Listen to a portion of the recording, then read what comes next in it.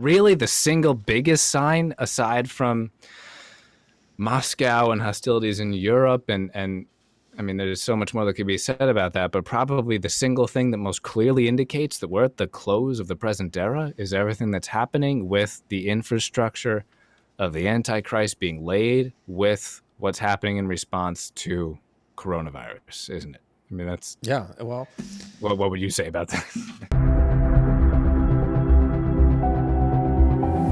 The whole world is sick. Are you worried about America? I am.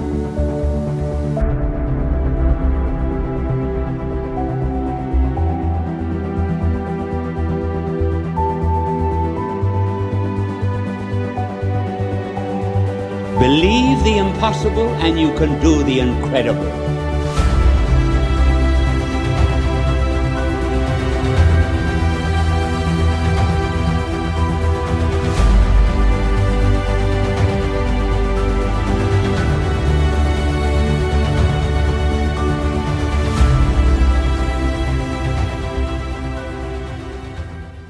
well, I agree. I think it's. I really wish I could use his exact words, but there's a guy I do like. He's quite a character. He's in Canada. His name is Chris Sky. This guy called it out like from the moment the whole coronavirus thing broke out, and he says, "Look, here's where this is going," and he says they're gonna create fear so that what you're going to then so they can lock down everything. They lock down everything so what they can then destroy your economy. They can control your economy. They make businesses evaporate. They make everybody dependent upon the government. And then what's going to happen after that? They're eventually they're going to use that, and they're going to then say you have to have a vaccine. Why do you have to have a vaccine? So it's eventually, so you have to be compliant, and then they're going to turn that into a vaccine passport, and they're going to go into all these different things. And it ended up playing exactly to that. And he says, and you're going to take these things, and it's not going to make any difference, and then they're going to use that, so you're going to have to take another one. And you had another one. And once they have you in that system, it's designed never to end. And so you need a mechanism. And what we've seen is that really from beginning to end, we started with a virus that nobody could even describe what it is, even to this day. This is a fact. This isn't speculation. This is a fact. And it was proven in a court of law in Alberta, Canada, over the summer. They have no what they call an isolate of COVID-19. Like what they're testing, people say, "Oh, you got to get these tests. You got to get tests and tests," and everybody's being tested and coming up with these positives. Well, what is this test based off of? Well, a man in Canada challenged that because he got pulled over, but he got fined, and he rejected to pay a fine because he wasn't wearing his mask. He said, "I don't have to wear a mask. This thing's a fraud." And they said, "Well, you're going to have to pay it." So he went to court, and he says, "Produce for me to isolate upon all these what they call the PCR test that does the testing is based off of. Produce that for me, and then we'll go further." And they admitted they don't have one. The CDC then admitted that they don't have one. I actually read the document. I can give that to people if they want. I remember it's on page 20. It says there's no isolate. They created a digital version of things that's a conglomeration of speculative things that combines like the cold and flu and other things. So if you had the flu or a flu shot or anything like that, anything could pop up. And then they ramped up the numbers of the testing. So it's like it wasn't about the virus. It became how many cases could they say existed of it. So then they manipulate a case system, which they've now admitted. They ramped up the testing numbers so high that it would detect anything you want it to detect. And that's like, they say that they go by cycles. Anything above 35. And even Lord Fauci said this. Anything above 35, it's like you can't rely on it. So they had them up. You look at the tests around the country, 35, 40, 45. It was like it was picking up everything. That's why you had all of these positives. And that's all that mattered, was just how many cases. So like one doctor I like, Dr. Sherry Timpen, he said, this is a case-demic, not a pandemic. This is all they need are the numbers, and they just use the fear off of the numbers, not the reality.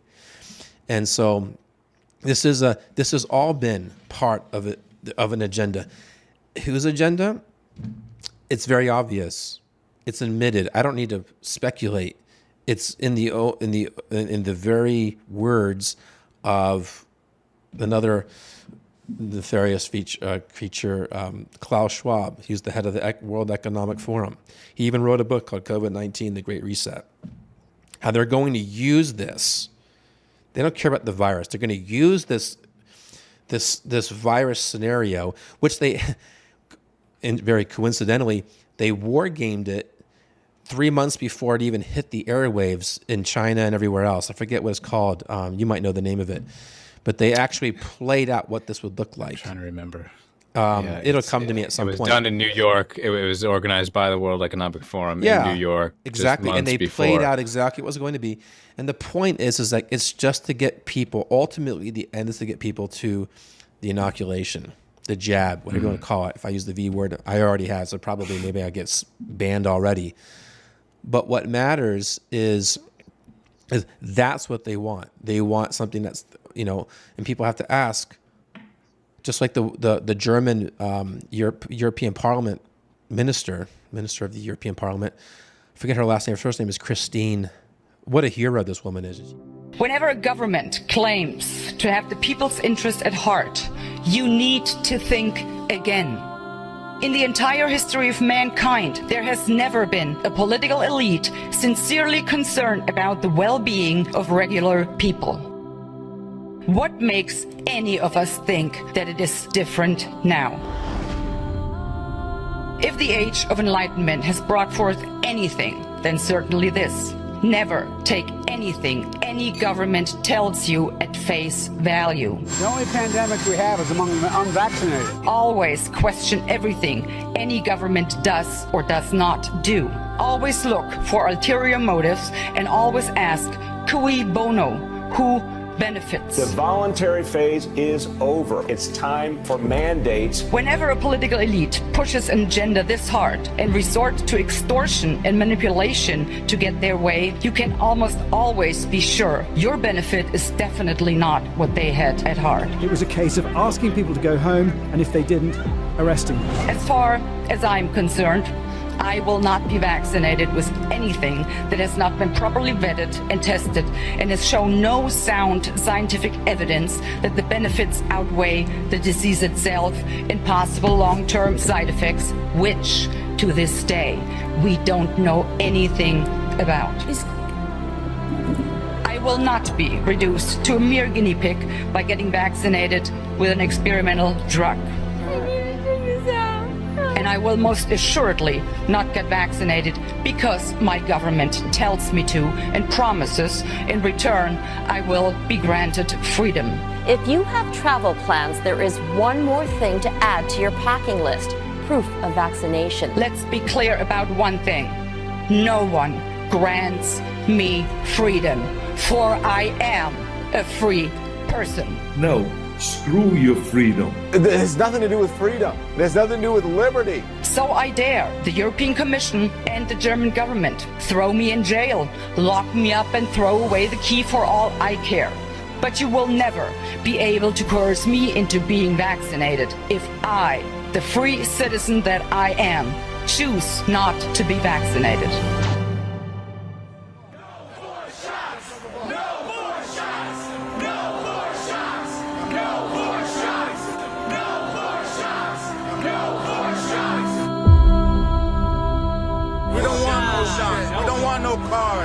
No tyranny, otherwise take the Statue of Liberty back to France.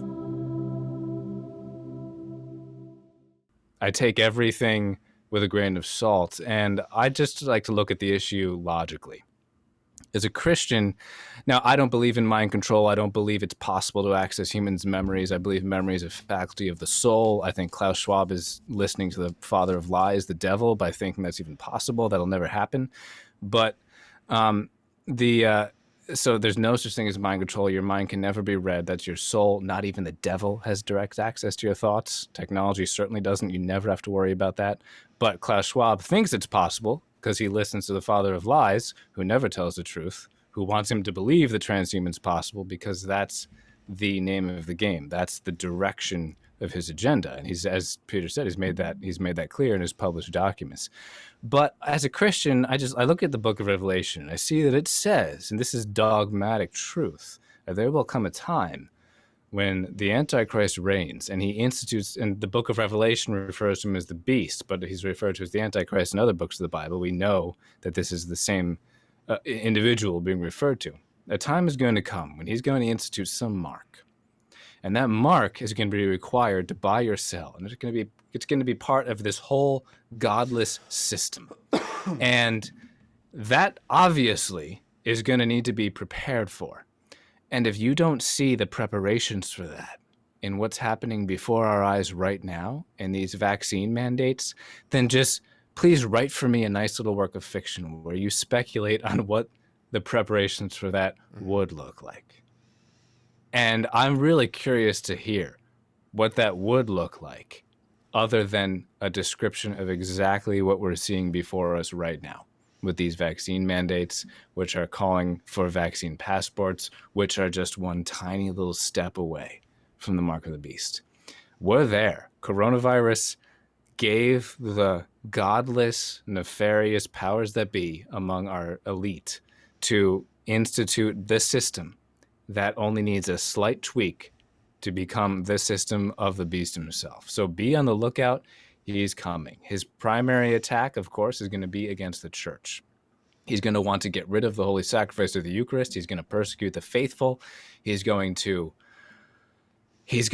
require heresy and blasphemy and apostasy, and those who refuse to acquiesce will be threatened with death. But as Jesus said in the gospel, those who persevere to the end will be saved. He will protect us. We need to trust him always. We need to do what he's called us to do. He'll take care of the rest. That's my 2 cents. Yeah, well, I agree with that. And it's just one of those things where no matter what's going on, we have to be critical thinkers. That applies to that. Like St. Paul, test everything. The first person that I will entertain what they have to say to me is when they preface it with, don't trust anything I'm telling you.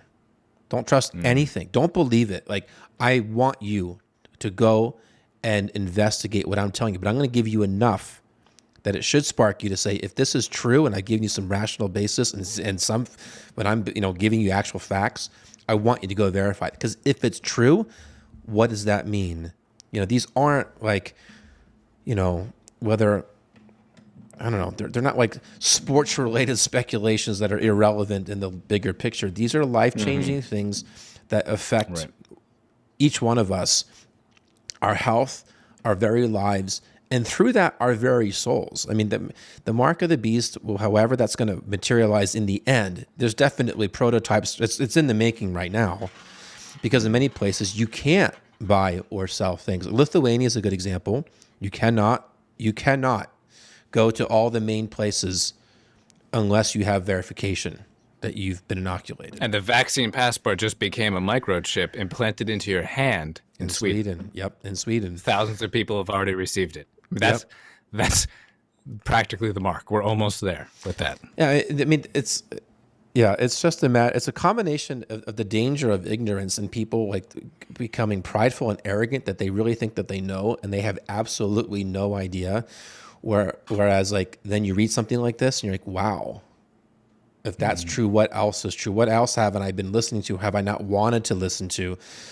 But they do have a big effect because there's not a separation of what's going on materially and what's going on spiritually. The devil gets us through our senses. It's like St. Thomas would say, we can't learn or know anything other than through our senses, other than an extraordinary divine infusion of something. But that is not the natural way. And it is through our senses, it's through our bodies. Our even like the theology of the body of John Paul II. I forget is it like the main quote, but it's like it is the body and only the body which can help reveal what is invisible in the visible, both human and divine. I'm close on that. That's how I would have paraphrased it also. Yeah, because I can't remember it exactly either. But that's what it is. Basically. So think about it. The mark of the beast is a branding. People say, "Oh, it's an economic." No. It's not. I mean, that's where he gets. That's the magician, and that's really what the Antichrist is. He's a magician because he can't work miracles.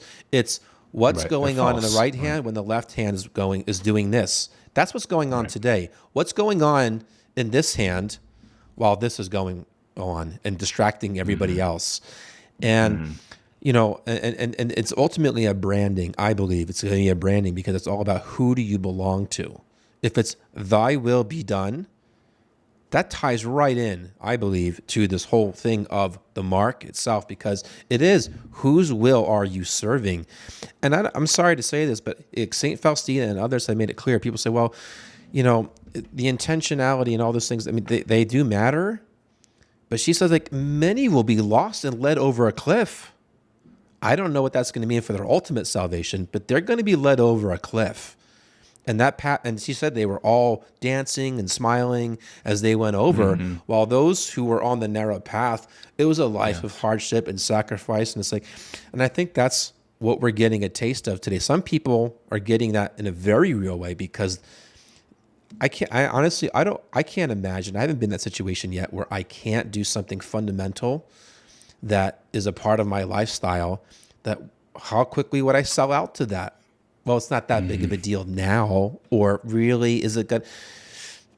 I'm not going to play God. That's a great point. That's exactly what we're seeing playing out before us. That this is being shoved in our faces. Oh, we've gotten vaccinated, we've gotten double vaccinated, we've gotten boosted, and then tomorrow it'll be we got a quadruple vaccine, and the next day the quintuple. But anyway, they've gotten their passport, they've gotten their QR code, they can go out to their movies again, they can go out to their sporting events, and then here we are stuck just having to pray. But that's for so many years the prophecies have warned us, for the faithful, hard times are coming. What did you expect? This is what you should have expected.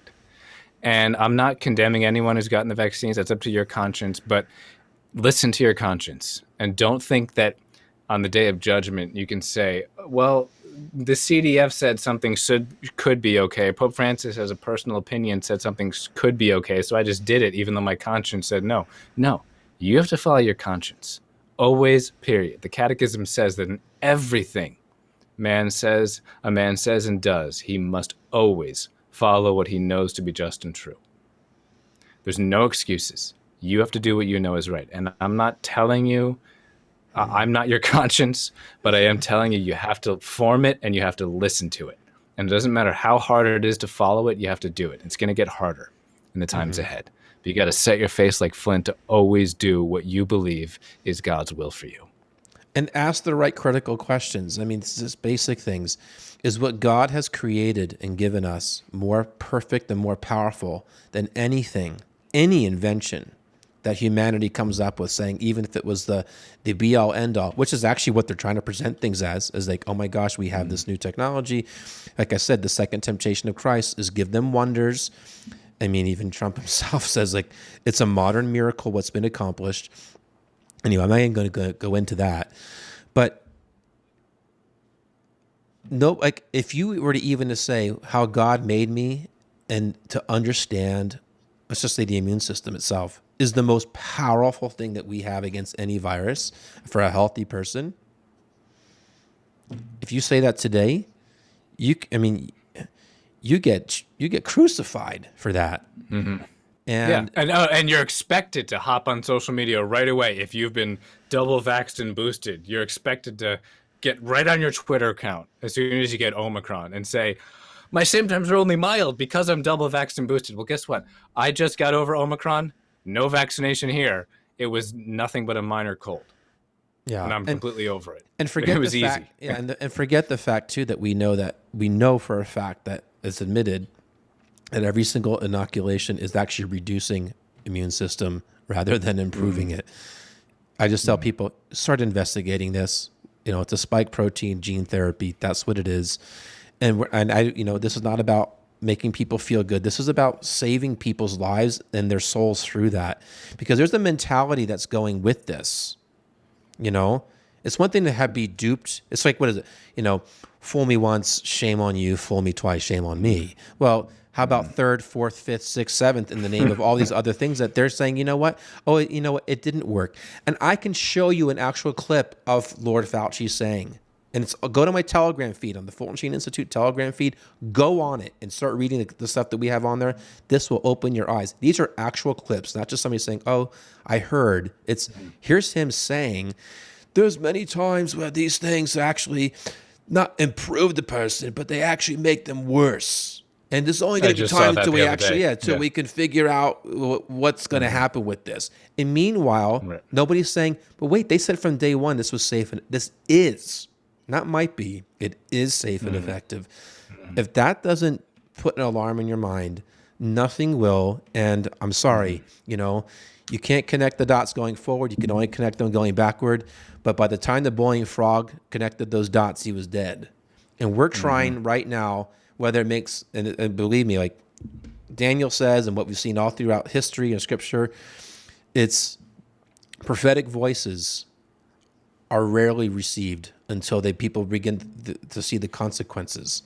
The Ninevites, maybe are they the only ones who responded? And they weren't even God's people. And they were the ones who were going to conquer God's people, which is why Jonah didn't want to go to them in the first place. Like, want me to convert these people? And, And even that was temporary, right? Didn't they then sin again shortly thereafter, and then they got destroyed? I can't remember the rest of the story, but I don't think even their conversion worked for long. The prophets are always rejected. They're always burned. Yeah, they're always persecuted. But then suddenly it all makes sense afterwards. Well, And I'm not a prophet, but I try to quote the prophets a lot because they've been warning. Jesus has been warning us about this for a long time. Well, yeah, nobody's going to say that they're necessarily a prophet, but you know what? Every person who's baptized is a Christian. You are baptized in the triple office of Christ. You're a priest, prophet, and king, and we better start owning up to that. The fact that God wants us to realize to their fullest potential all three of those, and Fatima really, I think, highlights all three of those in the life of the church. What we're called to do, of offering sacrifices for souls. The prophetic nature of calling the world back to God, as Our Lady did. It doesn't matter. It's not about popularity. Matter of fact, to know they're going to hate you ahead of time, disagree, ridicule you, cancel you, deplatform you. There's some freedom in that, I guess. And third, to knowing that in the end, God in his kingdom is going to win, and you chose the right side, even if you're the only one. I love this quote from Fulton Sheen, and I want to transition to something real quick, is, he says, in the world, the authority is they, something anonymous. Everybody's doing it, follow the styles. And he says, oh no, right is right if nobody's right. Wrong is wrong, even if everybody is wrong. And what we really need today is a church and an authority that's right. Not when the world is right, but one that is right when the world is wrong. That's what we feel called to be, as imperfect as we are. God has given us knowledge, and we're not going to sit there and have this false humility of, well, whatever God wants. Like, God will judge me, especially because knowledge is responsibility, and he'll work through our personalities. Some people resonate with others and others don't. But like St. Paul, woe to us if we don't preach the gospel. And what does it have to do with the gospel? It has to do with what it means to be human. That's where the battle's at. It's not even on the divine level, on a certain class. We've gotten to the point where we've abandoned God, so now we're focusing. We've abandoned the Creator, so now we worship creation on our own, and that's the devil's plan from the beginning. Eat from the tree of the knowledge of good and evil. Eat from the tree of science, and we've eaten it to the bitter core, even to the roots. And here we are. And so everything is calling us back to God, and God has given us even things through our modern prophets and mystics to give us some hope and grounding that I wanted to get your thoughts on, Daniel, because you commented on this in your blog post. That ties into another alleged. He is a mystical character of some sort for sure. Father Michel Rodrigue. I know that you the mentioned most controversial of them all. Yeah, yeah, it's interesting. Yeah, I watched his entire series of his retreat. That's on the Countdown site, I think it is, and it's long. But I listened to all of them very carefully. And, first, I didn't find anything doctrinally wrong about anything that he said. And I don't want to get into the controversy itself. I mean, I'm a well-formed theologian, and on the basis of those kinds of things, there was nothing there. Whether what he says prophetically is true, we'll have to see. But we've actually seen, as you mentioned in your own blog post, that a lot of things he said is coming true. And so maybe we should heed what is being said, Yeah, we because should it won't listen. hurt. Yeah. It won't Right. hurt. I mean, goodness gracious. He's not saying anything heretical. Yeah, there's controversy, as there always is in cases like that, but as you say, he's not saying anything that's going to hurt. So why not listen up for a minute? And you know more about him than I do if you've listened to the retreat, because I confess I haven't, but I've defended him against unjust accusations in the past because I've read the articles against him and they're garbage. They don't make any valid points. So yes, I'll defend anyone against an unjust attack, no matter whether he's a prophet or not. But in Father Michel's case, I think he's still worth keeping an eye on, because everything he said so far, as is usually the case with prophecy, when you read it, things usually don't happen exactly as you guessed they would after reading it. But when you look back after the fact, it makes perfect sense. And that's kind of what we're seeing with Father Michel. Before coronavirus hit, he was going around giving all these retreats saying, yeah, heaven told me I better not travel after February 2020. This made no sense to anyone. He said, I'm supposed to stay at my home wherever in Canada after February 2020. I'm not supposed to travel after then for some reason. And things are going to get really ugly soon. Everything's going to change. March 2020, nations are shut down. People are stranded in countries that they don't live in. They're stuck in hotels for weeks and weeks on end, that they have to go bankrupt paying for. It was just crazy. I mean, you can't imagine anything more of a prophetic bullseye than that. Then he comes later and he says, in 2020, he says the great events of purification will begin in fall of this year. There wasn't World War III in fall of this year, so all these apologists came out with these attack articles saying, oh, he's clearly a fraud. All right, well, the COVID vaccines started being administered in fall 2020. And when they started being administered, it didn't seem like the great events of purification started. But now, a year later, we can look back and see, oh, everything's falling into place. Those COVID vaccines are starting to look like they really were the beginning of the great events of purification. That might very well be the case. They may very well lead to the mark of the beast pretty soon. It's looking like that was the beginning. Suddenly it's all making sense in retrospect. And now this year, he said, the conclusion of the year of St. Joseph at December 8th, just a couple of weeks ago, as we're recording this, a few weeks ago, we'll see the end of the year of a special protection of St. Joseph, who was given this year of grace during the holy year of St. Joseph to protect the world, especially the church, against chastisements. And then suddenly, within days of that whole year ending, we see Omicron exploding, which in and of itself is not a problem at all. I got it. It's just a common cold. But of course, predictably, the world, the secular elite, are you going to use that to, again, institute a whole new degree of COVID communist tyranny, preparing for the Antichrist himself. And I don't know what the upcoming days will bring, but it doesn't look pretty. So it looks like this general timeline he's laid out might just be valid. And the most important thing is not so much what's happened so far, but what he says will happen next, which we should keep an eye out for. He says that soon there will be total societal collapse. World War III will start. The warning will hit, which is the most significant of all these events, the illumination of conscience. Shortly thereafter, the Antichrist comes, institutes his persecution. Those who are truly faithful, the remnant, those who are consecrated to the Blessed Virgin, they'll be miraculously protected. But we need to right now make sure that we're among that remnant by being faithful to Christ, by being faithful to his Blessed Mother, by heeding the call that God has given us through these apparitions for so long now. I mean, a couple hundred years, actually, the modern era of Marian apparitions, but especially the last century since Fatima. These repeated calls to pray the rosary, to consecrate ourselves to Our Lady, to go to confession at least once a month, to through St. Faustina, to pray the Divine Mercy Chaplet, to live in the divine will, servant of God Luis Picaretta, to hand over your self-will to God, to ask him for his will to be completely fulfilled in you and the whole world. This is our calling. This, as I said in the beginning of our talk here, this is why I spend any time bothering about all this speculation stuff, this eschatological speculation, because it reminds us to be more zealous in heeding the call that heaven is begging us to respond to in these days, to rise up to become the great saints prophesied for these last days that we're living in right now. What do you know about or read about this.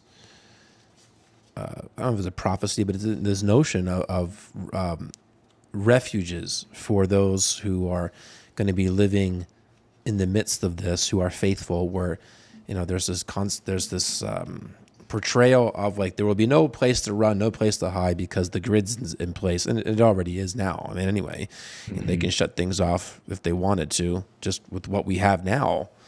But as far as to give that sense of hope, you alluded to it already in the sense of what we should be doing, but like what does that look like, or how are they describing these refuges? Because when you're in the midst of it, it's like, how can you not be swept away if you're in the wrong place at the wrong time? But yet the evil is everywhere. What are your thoughts on that?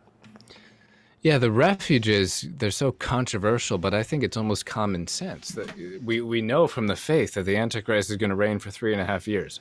I really, when you read that in the Bible, in the book of Daniel, the book of Revelation, do you really read that and think, oh, okay, I guess I better store up 3.5 years of food and water and move to the middle of Antarctica? Or like, that's ridiculous. Of course, we're going to have to just bank on God protecting us for that amount of time. So Father Michel, he's slandered all the time as advocating for survivalism. No, he's not. He's just saying get 3 months of food, which is actually easy. Like, I've got a few bags of 50-pound bags of white rice outside my door right here. Like, one 50-pound bag of white rice, that's enough calories to live a couple months on. It's not hard to get enough food for a few months. And that's just to get us through these kind of minor chastisements that precede the Antichrist. For the reign of the Antichrist himself, he's basically saying, we'll be miraculously protected. There will be these communities, these faithful communities that we will be protected in. We'll just have to trust that God is going to protect us during the reign of the Antichrist, which is exactly what we should be doing anyway. You can't beat the Antichrist with force of arms. You hop on certain websites in certain circles today, and they say, yeah, you better have at least 10,000 rounds of ammo and 20 different guns. You can't beat the Antichrist that way. You can't. I mean, I'm not against being able to defend your family, of course, but you're not going to win in a gunfight against the Antichrist. You got to trust in divine protection, and that will not be lacking. I see no problem with believing that the form that will take is refuges. Why not? You see them in the book of Acts, these devout communities of faithful people. Why would that be different for the end times? Why wouldn't God want to protect his faithful in communities who are devoted to prayer, who are devoted to living in the divine will, the sacraments, like with priests ministering to them? I think that makes perfect sense. So I don't claim to have any certainty on this or conviction on this, but the prophecy makes a lot of sense to me that the faithful remnant will be protected in refuges during the reign of the Antichrist, refuges that he can't touch. Well, that's my. And you don't need to build one right now. Like you don't need to go building a refuge. You can just. Yeah. The point is, God will miraculously lead us to them when the time is right. Mm-hmm. Well, interesting. What are your thoughts on 2022? Where do you see? It's going to be quite a year. Yeah. What can you summarize your thoughts on that rather than saying, well, this is, asking, well, what should people be doing? Just what are your thoughts about 2022? Just so there's a disconnect from anything else. I'm interested to know what they are because I know how much you reflect on these things as well, and God speaks to each of us through, like I said, that we all have a prophetic office that God uses. We rarely put ourselves in a disposition to be used like that, and God uses. We're all, as Fulton Sheen would say in his own title, we're all treasure. There's a treasure in clay, but that's despite what we think of ourselves.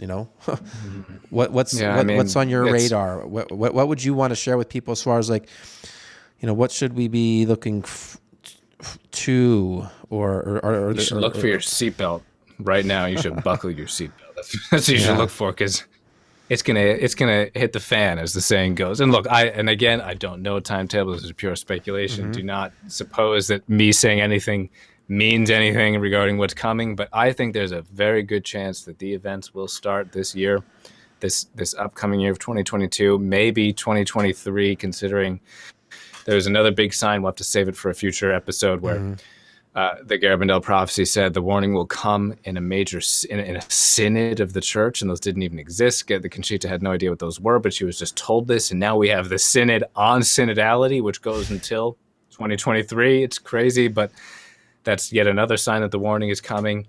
So maybe if the warning's supposed to coincide with the end of that, it could be 2023. But I wrote this blog post back in 2018 speculating that 2022 makes perfect sense for the warning. And I had no idea in 2018 that the very next year the world would start falling apart through coronavirus and that everything would be set in place almost perfectly for the events that would follow. I didn't know that. But I just looked at the prophecies that were out there already, which clearly said in the coming years the world is going to fall apart. So it's exactly what I said in 2018. In the few years ahead, the prophetic consensus holds that the world will more or less fall apart. And that's exactly what we saw happen. 2022 makes a lot of sense for the warning. So I don't know if it'll be 2022, but I think there's a very good chance it could be. And it's important. I'm not asking you to be certain of the warning. I'm not asking you to have supernatural faith in it. I'm not asking you to become a missionary of the warning right now. But I am asking you to, at least in your mind, accord it a high likelihood. I ask you to at least put some belief in it. Not huge, not absolute certain faith, but it's important that you realize before it happens that this is prophesied, that this is very likely to happen very soon. Because if you just read the career lay apologists out there right now who are just relentlessly attacking the warning as they attack all private revelation, and not all the apologists, I love most of them, just a few of them, they just hate private revelation. They attack it every chance they get. They're just denouncing the warning now as much as they can. If you join that camp, guess what's going to happen to you once the warning happens? You're going to be very tempted to join with the CNN people and the secular people who, as soon as the warning happens, they're going to right away try to find rationalizations pretend to dismiss it, to say it was just a release of hormones triggered by some celestial event, as I talked about this in my blog a few weeks ago. And you might say, well, no, I'm a Catholic. I wouldn't try to do that. Yes, you will, because you're a sinner, just like I am. And whoever you are, unless you're perfect, and then maybe there's a few perfect people out there watching this, but most people watching this probably aren't perfect, just like I'm very far from perfect. So you're committing sins right now, and you like them probably. And even if they're not mortal sins, they're imperfections to some degree, venial maybe. And in the warning, it's going to be revealed to you in great clarity that you need to cut it out. The problem is you're still going to because you're still going to have that concupiscence. You're still going to like those things. So if you don't realize right now that the warning is real, then as soon as it happens, you're going to be tempted to, just along with the secularists out there, explain it away so that you can remain mired in your favorite sins and errors. And that is a very real possibility, that even after the greatest act of mercy in the history of the world, then you'll just be tempted to dismiss it so that you can instead stick with your favorite sins and errors. And how horrible would that be? But if you now acknowledge it, if you right now acknowledge that this is most likely going to happen, it's most likely going to happen soon, then after it happens, you'll be much more likely to react well to it. And that's, I think, why God is blessed, and I tried to reach it earlier and I couldn't. That's, I think, why God has blessed Christine Walken's Book in the Morning with such success. It's spread like wildfire throughout the world because God wants people to know about the warning before it happens so that they're more likely to react well to it once it does. Because the secular world is going to fight against it with everything they have as soon as it's done happening, because they're going to want to prepare people for the Antichrist who will arise shortly thereafter. Mm-hmm. Yeah, it's not that much different even from the time of Pharaoh. He had 10 opportunities where he saw the act of God clearly, and there was enough people to dismiss it with their magic technology, whatever you want to call it. We would call it technology today. So, well, look, here do a little bit of this. I mean, his sorcerers did something to kind of give a cover. And So he went from the first reaction of, wow, this is something of not of this world, of a God, to then, oh, they quickly won him back 10 Good times. point. And that was, Wow, remember, I hadn't thought about that. Yeah. Yeah, and every one of those plagues was a judgment against their gods.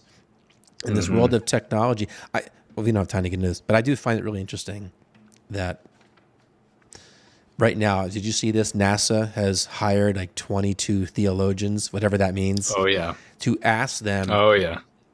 To speculate, what would humanity be? How would they receive aliens coming to this world? I am highly suspect of that whole thing. That's going to be the great deception. Yeah, it's going to be, and they can project. Oh, I mean, it's gosh, I want to get this, but we can't. They can project things, and the technology that they already have that we don't quite know, that everybody would automatically call alien. A lot of that already exists in some fashion that we've been learning more about.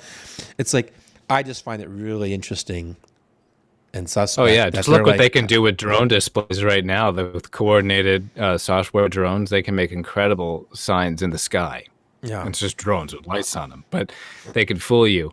This has been a huge point with me for a year now, and I'm actually working on an even bigger post and a big video on this, so stay tuned. There are no aliens. I can assure you of that from the Catholic faith and public revelation. And I'm sorry, I'm just saying this. We didn't talk about this. Maybe you disagree with me, but I would argue with every ounce of certainty I have, there are no aliens, and when they are presented to you, and they will be, it's a demonic deception. Yeah. I agree. Because yes, aliens exist. People say they see them all the time, but they're demonic manifestations, and that's, I think, going to be a big part of the delusion of the Antichrist who's coming. Yeah. And that's the theological crisis that we have, not in an academic way, but it is a crisis in the sense of, from a purely scientific argument, aliens, intelligent life forms, or whatever it is, from the laws of, you could say, of probabilities and the size of the universe, those kind of things, would point that there must be. But from a theological perspective, and then in the mystery, more specifically, the mystery of the incarnation, which we just celebrated, the Word becoming flesh, God becoming man, and there's only one. And if you want to take that a step further to solidify that, there's only one mother of God. Only one. Exactly. Mary is the overlooked one, and that people who support aliens. Yeah, we may be tiny when we are in the whole cosmos of things, but we are the theological center of the cosmos. And that point, for me, right there, it removes everything else out. And Sheen kind of dismantled that too in one of his old arguments when he's talking about. Oh, really? Wow. He talked about the I forget what it's called, like the loss of controversy or something like that. It's a book called Old Errors and New Labels. And he basically said, I gotta look that up. I had no idea he touched on this. Okay. Yeah, and he also talks about it in it's called Cosmic Intimidation, and how you love it as a philosopher, is that we've flipped it today. We look at the smallness of man in an intimidating way against the cosmos, saying because we're so small, we're insignificant, versus the opposite, which is because God became man and became one of us, we are the most significant of all the cosmos, and so therefore the cosmos revolves around ourselves, and not our ego, but the creation of man, God's masterpiece of creation, But since we flipped it, man is insignificant and is even part of the problem. So, I mean, this is my last comment. I'm kind of going back to a previous one, is I find it very interesting that in the end of the day, a created virus of some sort has been used, not for the sake of any dealing with it, is in the end, it labels humanity as the virus. That's the end of that's the end game of the whole thing. We are. And anyway, so that's kind of that's a parentheses from 2022. But this stuff, watch what's being said as best you can. Like, don't waste your time. If you don't have a prayer life, if you're not, focusing on your family, if you're not focusing on doing God's will, and you're just into the information of all this, that's also a way that the devil can get you into a web, because it can also get you into one of inaction. You know, everybody has a responsibility of the signs of the times. I believe men as heads of families have a greater responsibility, so that the wife and the mother can help with the home. But the year of St. Joseph speaks a lot to us in that responsibility, because we need to have that mystical connection as St. Joseph did, so that when the whole empire, using that analogy of when he was alive, when the whole world turns against us and is hunting us down like he was the child Jesus, and believe me, I'm sure they would have been happy to take out Joseph and Mary because they were with him. God took care of it, but Joseph was a man of faith, and God spoke to him in dreams. That's a private revelation, and then Joseph just listened, and next thing you know, if we were to kind of go into the mindset of the spirit of the season of Christmas back then to now. Oh, we're not at the Epiphany yet, but Joseph didn't realize that he had a one-way ticket going south. Or in a very extended, return trip. What was it, 3 years in Egypt? 3 years. Nobody talks about that. What did he have for that? God provided. I think he provided through the gold, to be honest. What else would he have used it for? But anyway, if we're looking at parallels, this is my own thought, so it means nothing really in the larger scheme, but I kind of see that's where we're at now with the refuges and all of that. God is moving us, and we talked about this even before we started recording. He will move us to where we need to be, or he will fortify where we are, so that we have what we need. But we have to be faithful. And on that note, since we can keep going, I really love how you ended your blog post, the one that we've been commenting on, with a page from your book. Maybe that was the end, and it was a checklist. Yes. For living in the divine will. And if you had that in front of you. And I do this. And it's the last page of my book also. And I do this all the time. People are probably sick of it, but I'm going to keep doing it. So I'm sorry if you're sick of it, because I'm not stopping. Because every time I talk about this, what's coming in prophecy and speculation, I always end by just a reminder, what matters is what we have to do. What matters is our response. And I've read so many of these messages and prophecies and private revelations. I've tried my humble best to consolidate this into a little list of things that we should do. And I won't bore you by reading the whole thing here, but you can see it in the last page of my book. That will be done if you do get it. It's right there at page 353. The first key is the same message, which is the first thing that Jesus said in the very initiation of his public ministry. If you remember, if you open up the New Testament, actually, I suppose Mark, I think, if I recall correctly, was where this was his first word, though, was repent, for the kingdom of God is at hand. There is no way to be ready for what is coming if you have not repented. And by repent, I mean abandon all of your mortal sins. And I can't go through a list of mortal sins right now because there's not time, because there's a lot of mortal sins out there today. But please, if you haven't done this before, consult a detailed examination of conscience. Just go on Google and search for Catholic traditional examination of conscience. Traditional because the modern ones tend to ignore mortal sins that are very popular today. And just examine your conscience. Yeah, just before you go on, I tied into that with examining your mortal sins is examine idolatry in your life. What is an idol? This is the big temptation of today. And believe me, I'm talking to myself as I do this. And I'm looking down at the list here, but idolatry is the big thing. This is what the devil wants. He wants you to replace anything. Ultimately him. He wants everything for him.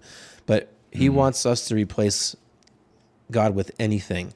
Maybe it's, I'm using as a camera, my iPhone 13 Pro Max, my technology, all of this stuff, my work, my fitness, whatever it is. If you put, like Dr. Scott Hahn said, I always remember this. If you put the good before the best, You make the good the enemy of the best.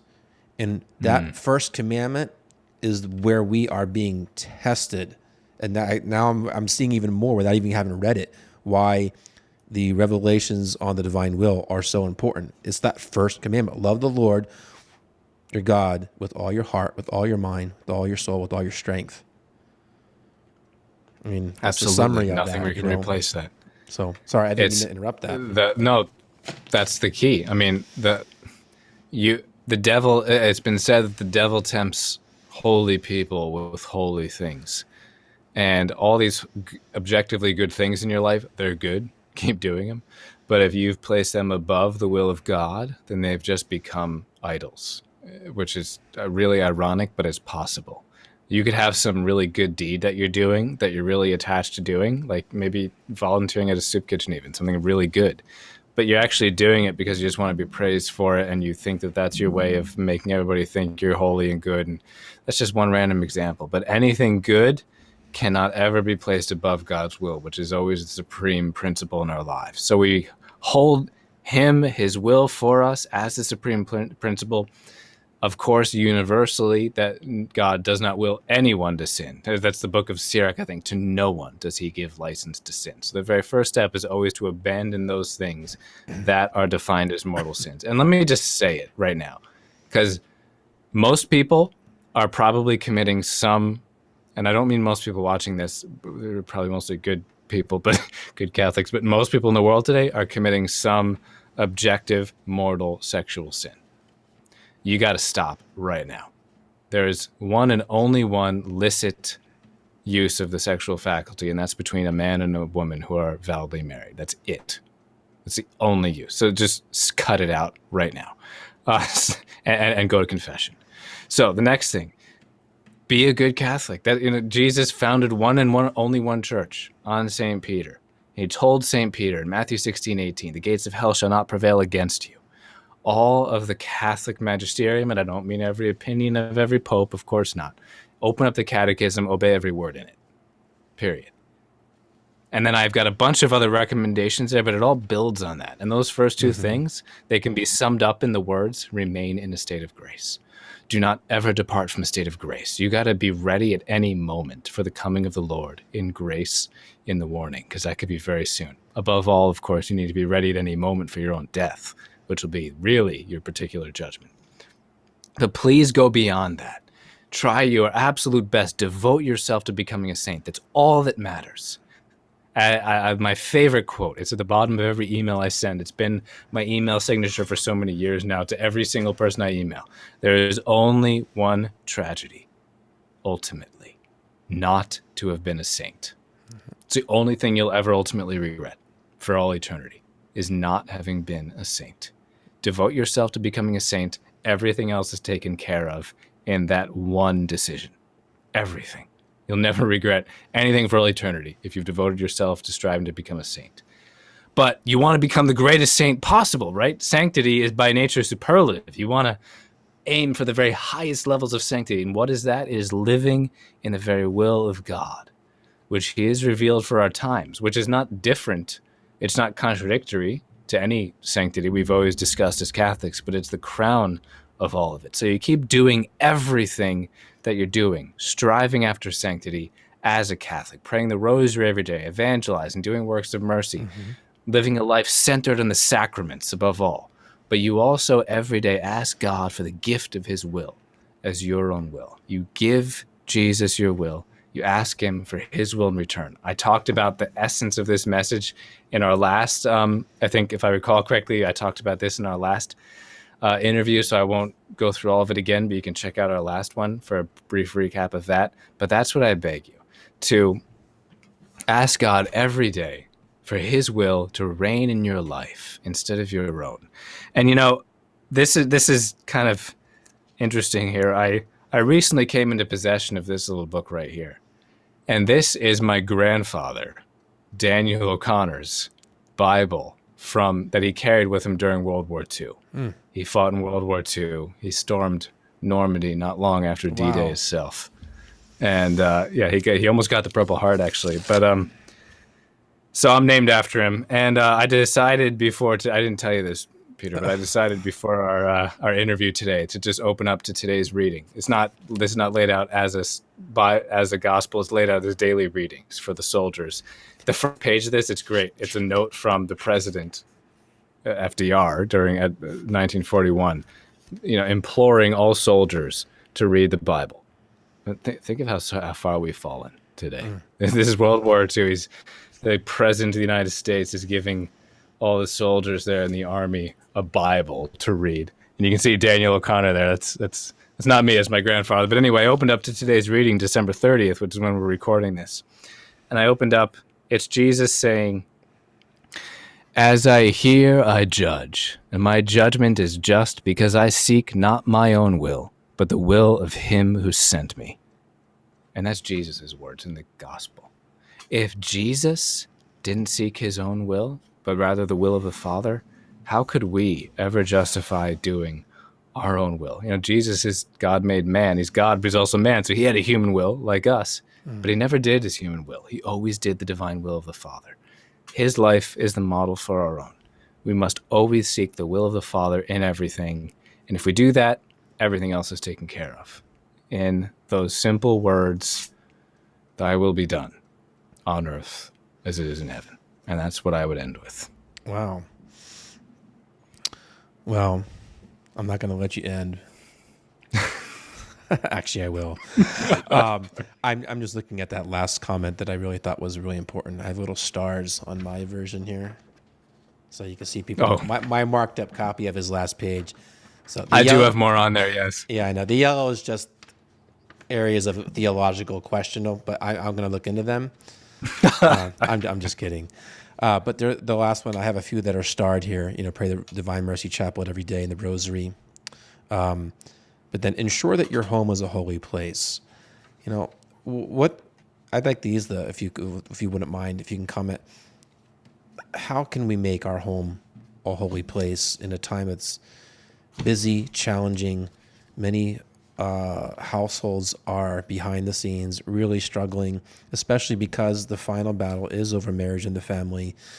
And good people, people striving for holiness still could be on the brink of walking out the door with each other. I mean, this is the reality. I know this is the reality.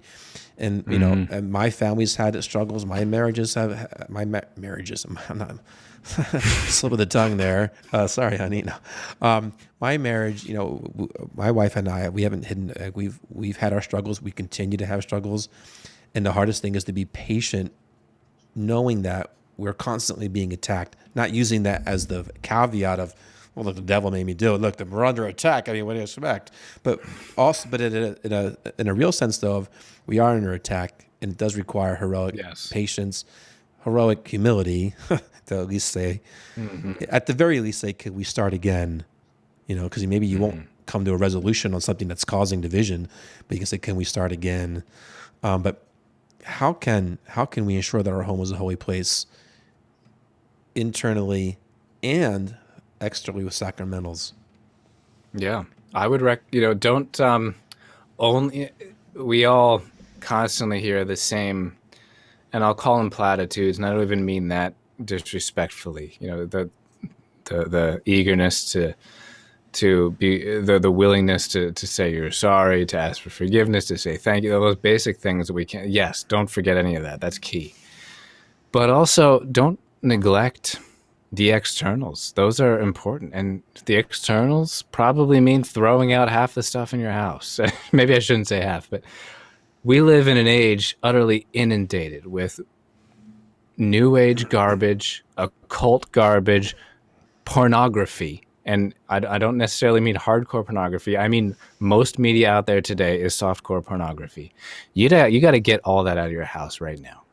Most of the books published today, most of the magazines published today, most of the TV shows, just get rid of it all. It's you're giving the devil an in into your family by having this stuff kicking around your house. I recommend having no television in your main living area. If you want to watch an edifying movie every now and then, that's fine. Take the television out when you want to watch it. I keep ours away unless we're watching a movie a couple times a month. censor. This is now I'm sounding like some sort of authoritarian here, but that you need to be very firm with your own family. You and I'm speaking of fathers now, you are the head of your family. You have authority to decide what is and is not licit for your household. And it's not, don't think that it's okay for you to neglect that authority. You have that authority to use it. Gently, always humbly. Do not ever be abrasive with these things. Recognize that you're a sinner. You're probably much more of a sinner than your wife or kids. So you exercise this authority in all humility, but you do not neglect to exercise it. You are given that grace of discernment to a degree that your wife and children are not. And it does not because you're holier than your wife or children. It's because it's a special grace that you have to know what is detrimental to your family's holiness and to say no to it, to get rid of it, just as Saint Joseph protected the Holy Family, not because Jesus and Mary would have ever sinned, of course, but because he was the ultimate model husband and father there. So we consecrate ourselves to him. Please consecrate yourself to Saint Joseph. Ask for his intercession. I don't want to get too detailed because then I'll just start injecting my opinion into it, and I'm sure I'm wrong on plenty of that stuff. But be zealous in not allowing these evil influences into your house because they saturate modern culture today. And these evil influences are in places that you would least expect them, even in supposedly Catholic stuff that's full of much supposedly Catholic stuff, especially that geared towards children. It's full of garbage. You got to trust your instincts on that, your holy, pious instincts. You got to trust your discernment, and you've got to be zealous in keeping your house a holy place. Pray every day with your family. I strongly recommend praying the rosary every day with your family. Sit there in your living room, kneel there in your living room, whatever. Pray the rosary each day. Pray for the graces to be a holy family in imitation of the Holy Family, and you will find that things change. Sounds good to me. Well, we definitely... And pray for me that I do a better job taking my own advice, because boy, do I need to do that. I know. That's always the double-edged sword of being a teacher. It's the best way to reinforce things that you need to... That I need to hear. Yeah. Yes. And yet you I'll speak for myself. You condemn yourself a lot when you're talking. When you're getting into these kind of things, you're just like, oh my gosh. But you can, let the devil give you a false humility of, oh my gosh, yeah, I can't do anything right, versus, okay, well, great. I have an awareness. I'm going to act on it. And that's the blessing. Well, those are great words to bring this episode to an end. I knew we weren't going to get through everything, but I'm trusting that we got through everything that God wanted us to. Before we go, I just want to say a couple of things here for those who are watching. If you haven't yet subscribed to our YouTube channel here, that may or may not be censored after this. I don't even know if it's going to make it on, but it'll certainly be on Rumble. So if you're watching us on Rumble, then you're good. But I got a kind of a subscribe right over Daniel's face there. I was actually trying to. There we go. Now I can move it down here. There it is. But to subscribe, not just to the YouTube. I mean, if you're watching on this, would be great because that's where the most of the subscribers are. But Rumble is also where I keep all of them, especially the ones that I know would be censored. This might be among them. Subscribe, hit the bell so that you get notified when we go live. One of the great things that we do that's living in the divine will in this is we offer a weekday rosary, 9 a.m. Pacific, 12 noon Eastern time on this YouTube channel, so that we're doing what Our Lady has asked. I love, you had said something, it was a minor point, but it hit me as far as it's about how we react to what God has asked us to do. And I thought of what we hear at the end of all the messages that come out of Medjugorje. Thank you for having responded to my call.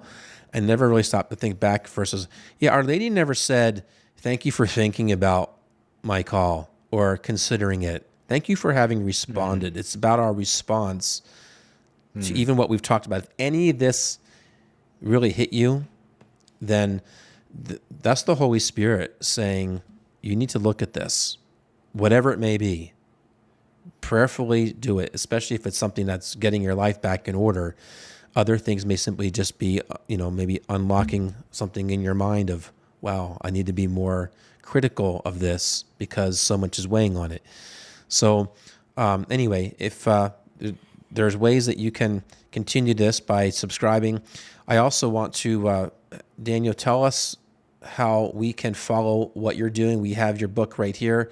Thy Will Be Done. I'm going to make it a little bit bigger, put it over partially in my face. There we go.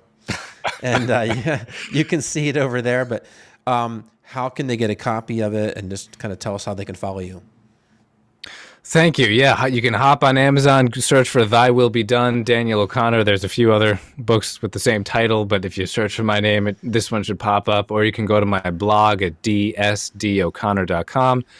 If you do a Google search for Daniel O'Connor blog, some other Daniel O'Connors also, but hopefully mine will be somewhere up there. And if you subscribe with your email address, then I'll still be able to reach you after they censor me. Because, look, let's face it, both Dr. Howard and I will be gone soon from the mainstream world as soon as they deplatform us.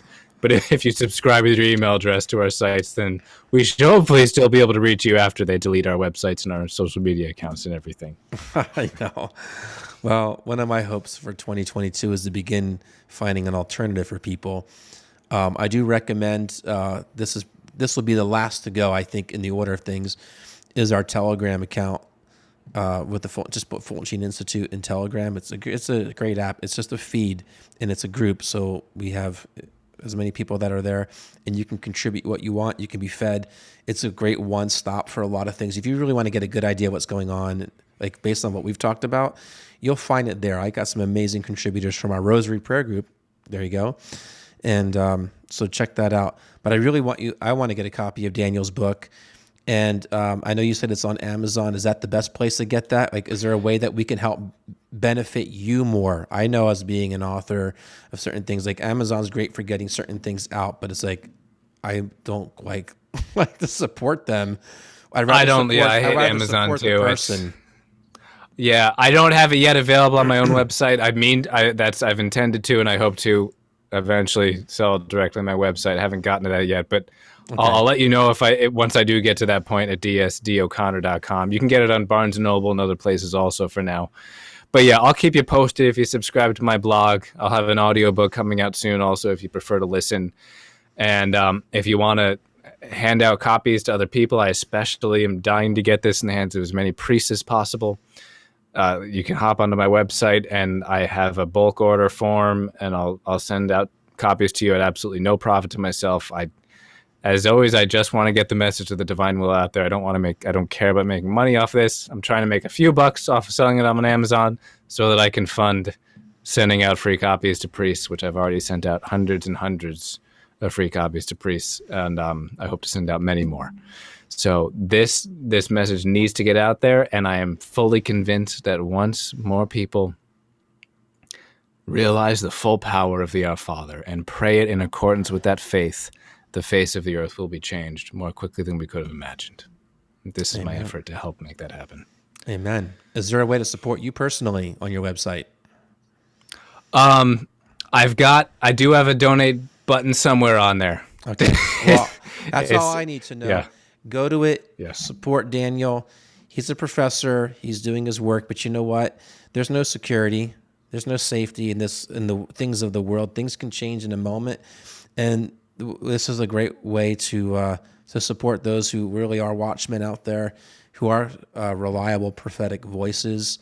And I think it's even in Scripture, helping a prophet out is you get a prophet's reward, whatever, something like that. That's true. I've used that in the past, trying to, pawn myself off to get some many years ago. And the Lord has done it in His own way. But now with donate buttons, it does make it easier because that is important. I'm not going to sugarcoat that. Behind the scenes, it's a lot of work that goes in, often outside of hours of regular work or things you don't want to do, but you have to do.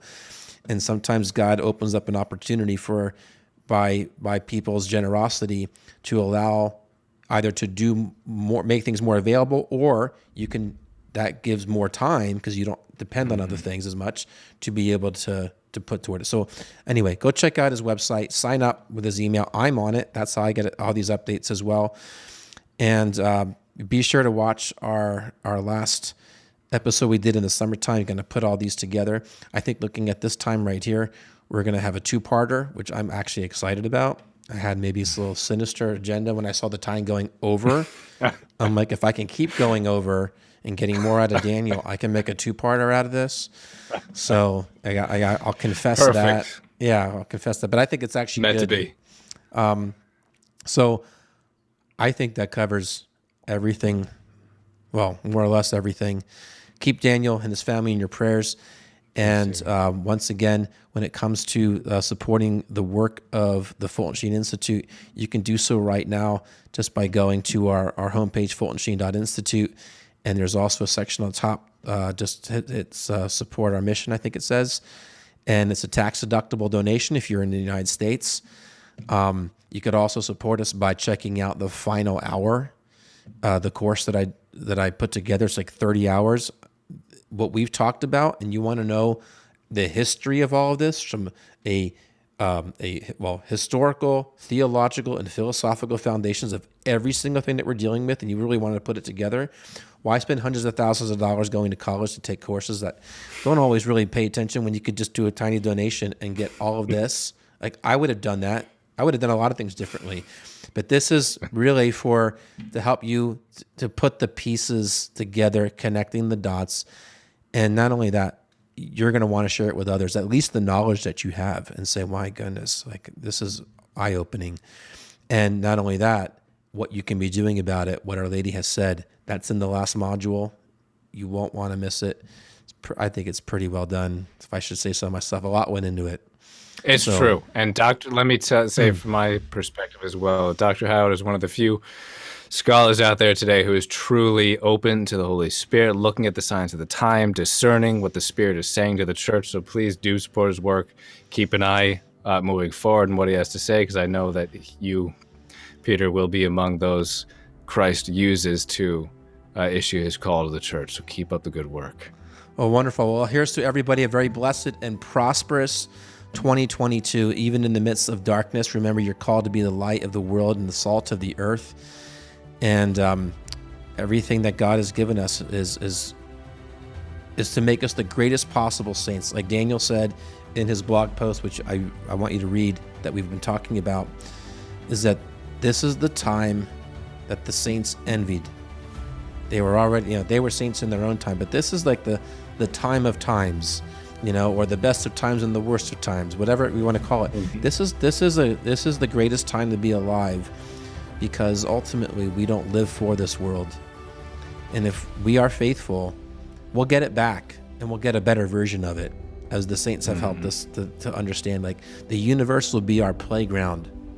So let it go through what it has to. You transform your part, your unique role, because if you don't fulfill what God has created you to do, nobody's going to fill that void. Remember that. And life is too short. So get it done. You got us. We'll be praying for you. And Daniel, we're going to be remembering your family. And I can't wait to have you back whenever you're available. I know school picks back up again. But check back in to see where we are in a couple months' time. Looking forward to it. God bless you. God bless you too. Thank you, everybody, for joining us on another episode of The Catholic Patriot. Okay. Oh, shoot. I never hit record.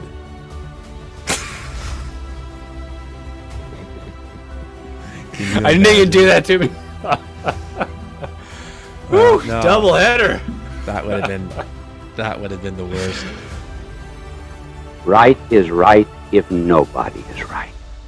Wrong is wrong if everybody is wrong.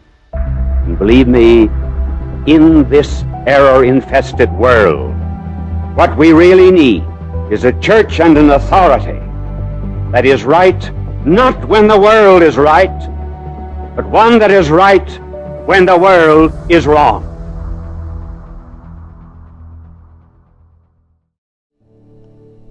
Never in history has the prayer of the Rosary been more needed to save our families, our countries, and defeat the evils of the world than now. The Fulton Sheen Institute worked closely with the Roman Rosary to develop the most unique, beautiful, and meaningful rosary that was inspired by Fulton Sheen's World Mission Rosary. This special handcrafted rosary continues Sheen's passion to support the mission of the church to evangelize the entire world. Each decade of the rosary has a different color, which corresponds with a different continent. Yellow for Asia, red for the Americas, white for Europe, blue for the nations of Oceania, and green for Africa.